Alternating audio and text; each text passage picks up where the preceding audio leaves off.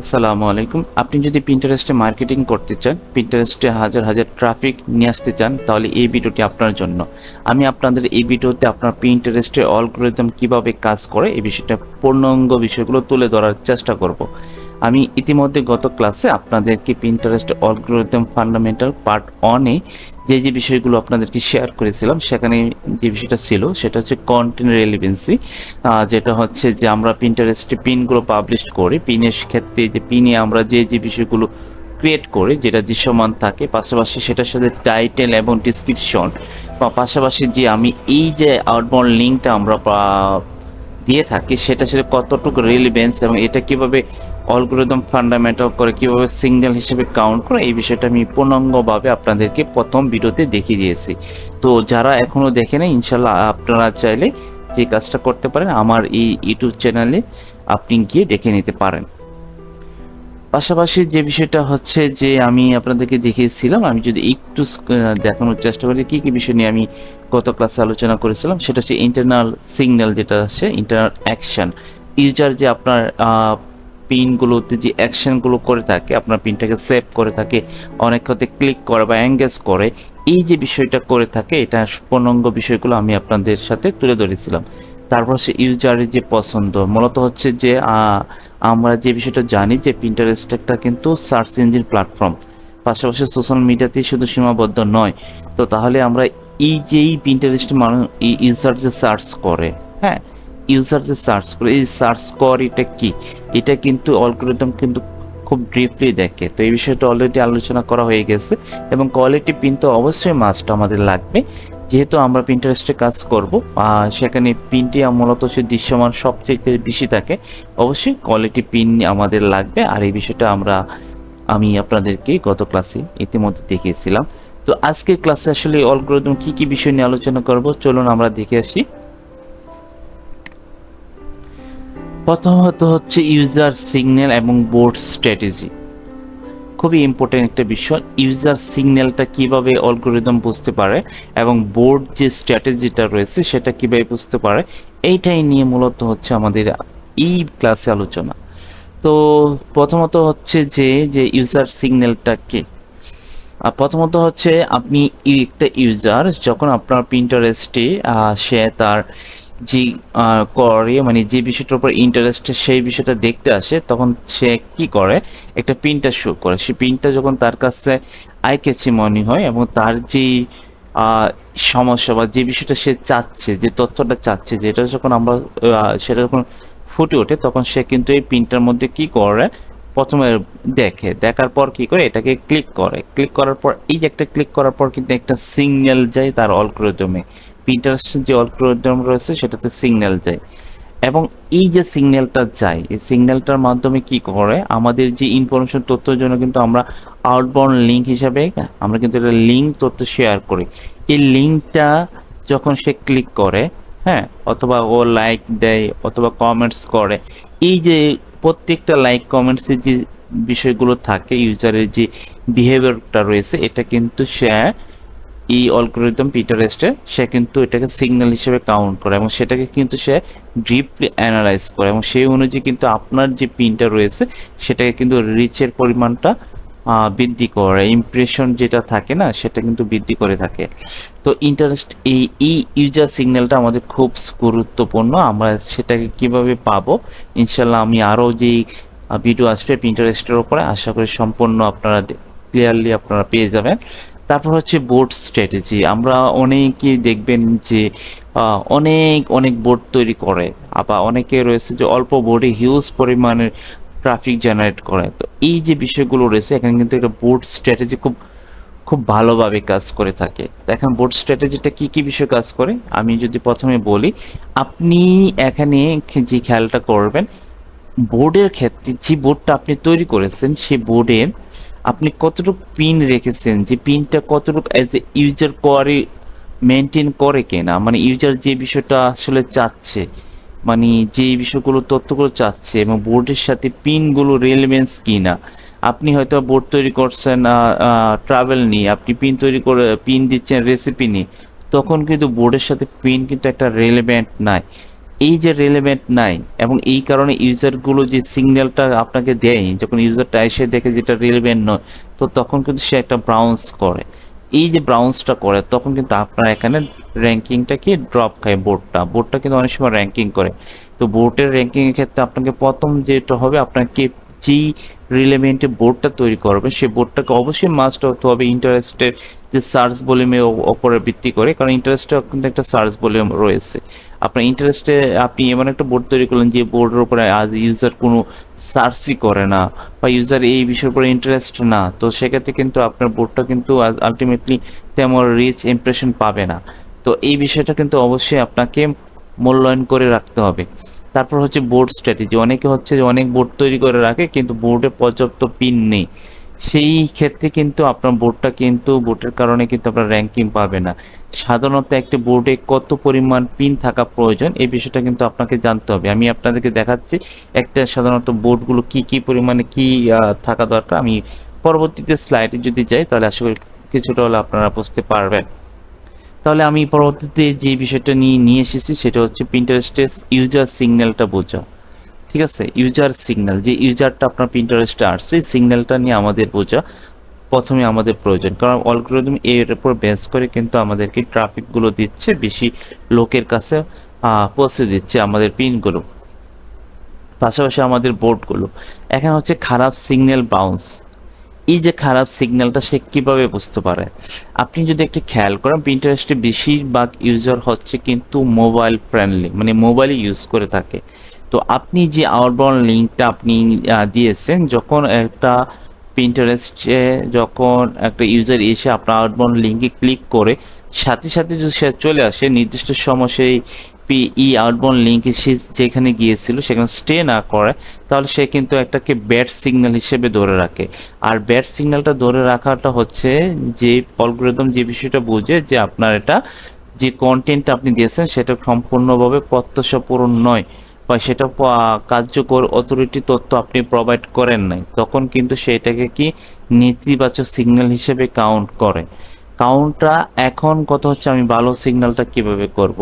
আমরা অনেক যেটা করে আমরা সুন্দর কোয়ালিটি পিন তৈরি করি, সুন্দর পিন তৈরি করি, কিন্তু আমি যে আউটবাউন্ডটা লিঙ্ক দিচ্ছি যেখানে যে ডাটাটা আমি সেট করেছি সেই ডাটাগুলো মানে সেই কন্টেন্টগুলো পর্যাপ্ত পরিমাণের ইউজার ফ্রেন্ডলি না, বা ইউজারের তথ্য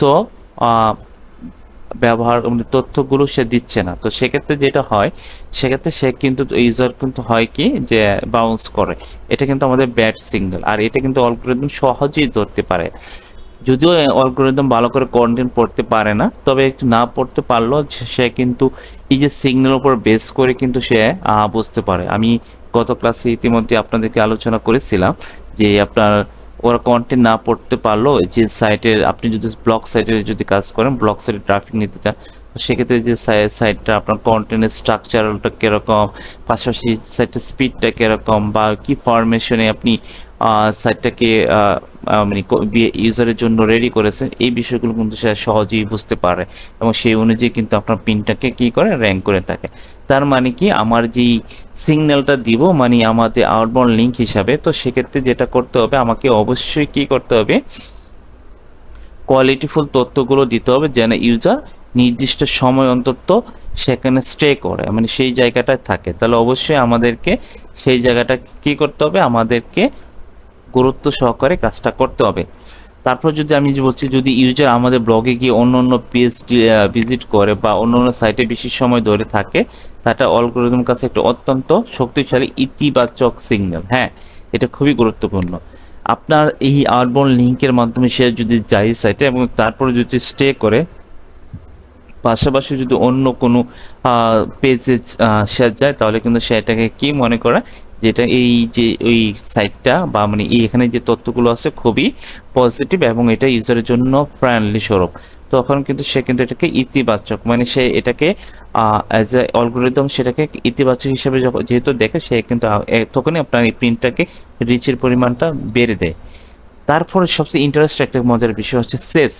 আপনার পিনটা যত বেশি সেভ হবে তত বেশি কিন্তু আপনার কি হবে, রিচ বেড়ে যাবে। আপনার পিনের যে ইয়াটা ভ্যালুটা আছে সেটা কিন্তু বেড়ে যাবে এবং সেটা কিন্তু একটা উপযোগিতা এবং আকর্ষণীয় তৈরি করে তোলে। আমার সেলস যত বেশি হবে তত কিন্তু আমাদেরকে কি হবে, পিনগুলো তত বেশি রিচের বাড়বে। এই বিষয়টা আমাদেরকে অবশ্যই ফলো করতে হবে। পরবর্তী সেই ক্লিক আমরা পিনে অনেক সময় আমরা দিচ্ছি, আমরা প্রথমত হচ্ছে পিন্টারেস্টের যে সার্চ ইঞ্জিন রয়েছে, সার্চ ইঞ্জিনে আমাদের পিনগুলো দৃশ্যমান হয়। এই দৃশ্যমানটা যদি কোয়ালিটিফুল পিন থাকে তখন কিন্তু পিনের ক্লিকগুলো আসে। তো এই আমরা এই কোয়ালিটি যদি মেনটেন করতে পারি, তো মেনটেন করার পর ক্লিকগুলো আসে, যদি আমার পিনে যত বেশি ক্লিক আসবে তত বেশি কিন্তু আমাদের কি হবে, র্যাঙ্কিং এর পরিমাণটা বেড়ে যাবে। তো আসে সিআরটি, যেটা আমি অলরেডি বলেছিলাম যে ইমপ্রেশন তুলনায় যদি কতজনকে আপনি পিনে ক্লিক করছে তা হারকে বলে সিআরটি বলে।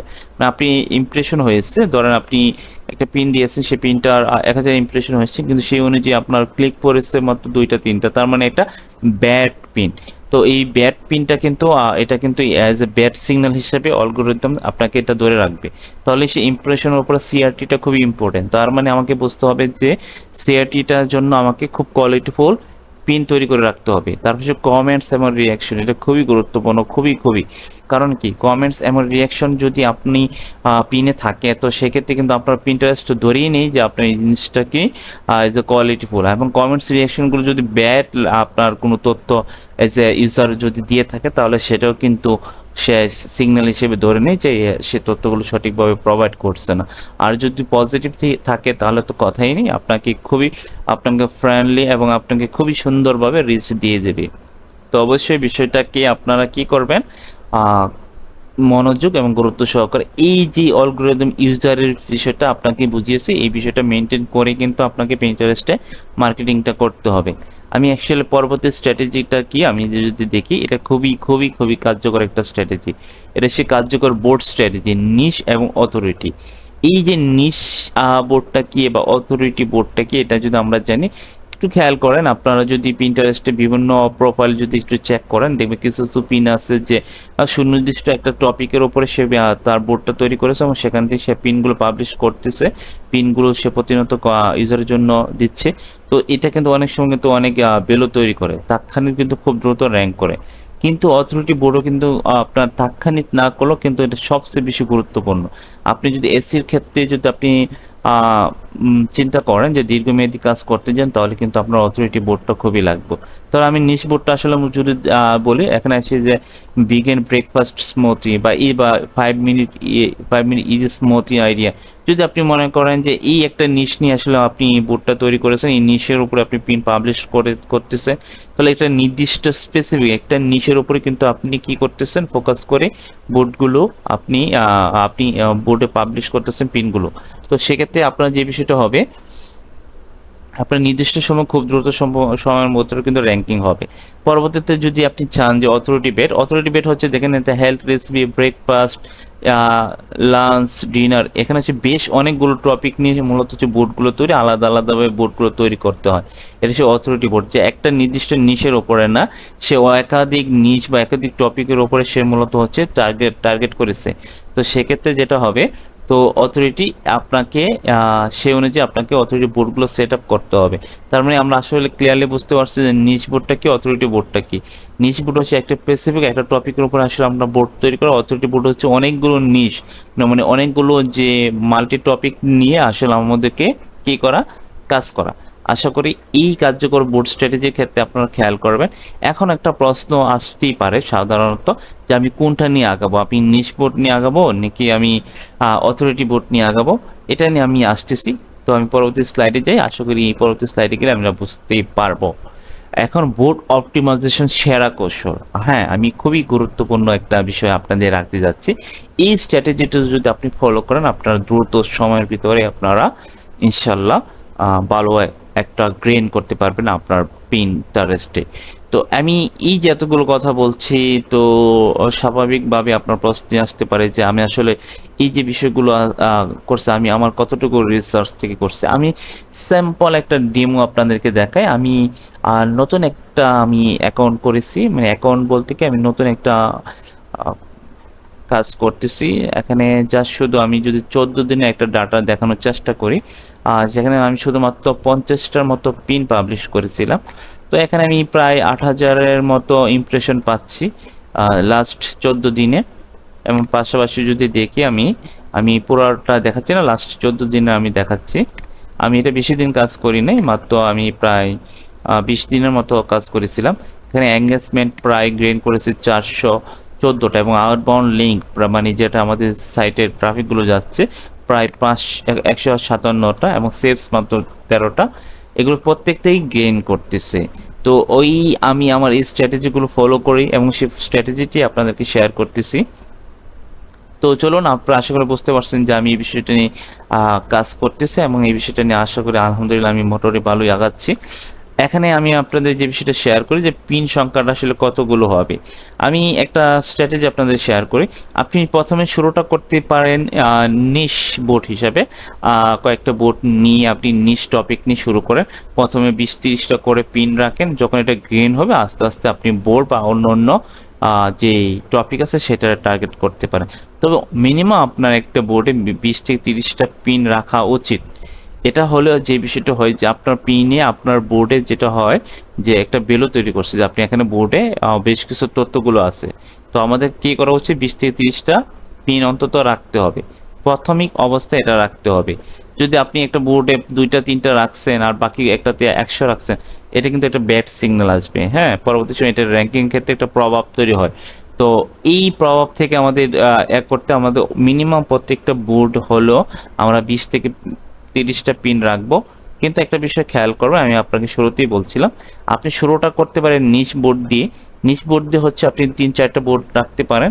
পরবর্তী সময় আপনি স্পেসিফিক আলাদা টপিক নিয়ে আপনি যদি অথরিটি হিসেবে গেইন করতে চান, দীর্ঘমেয়াদী যদি আপনি পিন্টারেস্টে কাজ করতে চান, আপনার যে বিজনেস বা যেই পারপসে আপনি আসলে পিন্টারেস্টে মার্কেটিং করতে চাচ্ছেন, তো সেক্ষেত্রে আপনি অথরিটি বোর্ডে আপনি যেতে পারেন। যেহেতু অথরিটি বোর্ড আপনার বোর্ড সহ র্যাঙ্কিং করে, ইভেন্ট আপনার গুগল সার্চ ইঞ্জিনে পর্যন্ত এটা র্যাঙ্কিংয়ে চলে আসে। তো সেক্ষেত্রে আপনাকে সেই অনুযায়ী সেই পরিকল্পনা অনুযায়ী আপনাকে আগাতে হবে। এবং সে কিওয়ার্ড ভিত্তিক আপনার বোর্ডের টাইটেল ডিসক্রিপশন, বোর্ডের কিন্তু টাইটেল ডিসক্রিপশন অবশ্যই আপনার কিওয়ার্ড ভিত্তিক হতে হবে। হ্যাঁ, যদি প্রাসঙ্গিক না হয়, ইনরিলেভেন্ট হয়, তো সেক্ষেত্রে কিন্তু এটাকে কিন্তু আপনাকে ড্রপ করবে র্যাঙ্কিংয়ে। তো এটাকে অবশ্যই আপনাদেরকে খেয়াল রাখতে হবে। তারপরে বোর্ড একটি ল্যান্ডিং পেজ, প্রত্যেকটা বোর্ডের একটি স্বতন্ত্র ল্যান্ডিং পেজ হিসেবে ভাবুন। মানে আমি একটা বোর্ড তৈরি করেছি, বোর্ডটাকে আমি একটা ল্যান্ডিং পেজ হিসেবে রাখতে পারি। ল্যান্ডিং পেজটা কি, যে মানে আমি একটা ওয়েবসাইটে একটা পেজ, যে পেজের মধ্যে আমি সম্পূর্ণ ডাটাগুলো ফিট করেছি এজ এ ইউজারের জন্য। ঠিক সেম ভাবে আমরা এটাকে ফিট করে রাখতে পারি একটা বোর্ডের ক্ষেত্রে। সুনির্দিষ্ট তথ্য কিওয়ার্ড কভারেজ থাকতে হবে। যদি আপনার সুনির্দিষ্ট তথ্য কিওয়ার্ড কভারেজ না থাকে, তাহলে সেক্ষেত্রে কিন্তু আপনার এটাকে ড্রপ করবে। তো অবশ্যই এই বুট স্ট্র্যাটেজিগুলো আপনারা ফলো করবেন। এই এরপর যে বিষয়টা আসে, যে আমি সে মূল বিষয়গুলো আসে আমরা যা যা শিখলাম আর কি, ইউজার বিহেভিয়ারগুলো আমরা শিখলাম। আমরা যে সিআরটিতে শুরু করে ইউজারের কি কি সিগন্যালগুলো অ্যালগরিদম কাউন্ট করে যে সেই অনুযায়ী আপনাদের র্যাঙ্কিং দিয়ে থাকে, এই জিনিসটা আমরা দেখলাম। পাশাপাশি আমি যে বিষয়টা দেখাইলাম যেটা হচ্ছে নিচ বোর্ড তাৎক্ষণিক, আপনারা যে নিচ বোর্ডের মাধ্যমে কিভাবে আপনারা দ্রুত সময় র্যাঙ্কিং করতে পারেন, কিভাবে তাৎক্ষণিক দৃশ্যমান আপনি বাড়াতে পারেন, এই বিষয়টা আপনাদেরকে দেখিয়েছি। তারপর যে বিষয়টা আপনাদের কিছু অথরিটি বোর্ডে কিভাবে দীর্ঘমেয়াদী এসইওতে আমরা বিস্তৃত লাভ করতে পারি এবং আমাদের বোর্ডটাকে কিভাবে র্যাঙ্কিং করানো যায়, এই বিষয়টা আপনি তথ্যগুলো আমি শেয়ার করেছি। তার বোর্ড ও কিওয়ার্ড কেন্দ্রিং যে বিষয়টা রয়েছে, যে কিওয়ার্ড কেন্দ্রিংগুলো বোর্ড তৈরি করতে হবে, টাইটেল ডিসক্রিপশন তো শুরু করে প্রত্যেকটা বিষয়গুলো রিলেভেন্সি থাকতে হবে, কখনো কোনো ইরেলেভেন্সি থাকবে না। এই বিষয়গুলো আমরা আসলে মেনটেন করে আমাদের এই পিন্টারেস্টে মার্কেটিংটা করব। তো পরবর্তীতে আমি ক্লাসে পিন্টারেস্টে কি কি বিষয়গুলো আপনার কাজ করতে হবে, কিভাবে পিন তৈরি করা দরকার, এবং কি কি আমরা কিওয়ার্ডগুলো কিভাবে রিসার্চ করব, ইউজারের সার্চ করে মেনটেন করে, পাশাপাশি কিভাবে আমি আপনাদেরকে যে বিষয়টা দেখাবো, পাশাপাশি হচ্ছে যে আরবান লিঙ্ক ক্লিক করার পর আমাদের অ্যাজ এ কন্টেন্টে কি টাইপের হওয়া উচিত, বা কোন নিজ বা কোন টপিক নিয়ে আমরা কাজ করে আগালে আমরা অনেকটা সফলতা পেতে পারি পিন্টারেস্টের ক্ষেত্রে। তো এই বিষয়টা আমি ইনশাল্লাহ আপনাদেরকে নেক্সট ভিডিওগুলোতে আমি দেখাবো। এখন সর্বশেষে আমি ক্লাসটা এখানেই রাখছি। এখন সে আপনার সাফল্যের পথে আমি আমার স্ট্র্যাটেজিগুলো আপনাদের শেয়ার করেছি। এই কৌশলগুলো আপনারা ইচ্ছা করে আপনারা মেনটেন করবেন। আর এটা মেনটেন করতে পারলে ইনশাল্লাহ আমার মনে হয় আমার জায়গা থেকে আপনার কিছু কার্যকর তথ্য পাবেন। সবার জন্য শুভকামনা রইল। ধন্যবাদ সবাইকে। আমার ভিডিও যদি ভালো লাগে অবশ্যই লাইক, কমেন্ট এবং সাবস্ক্রাইবার করতে বলবেন না। ধন্যবাদ সবাইকে। আসসালামু আলাইকুম।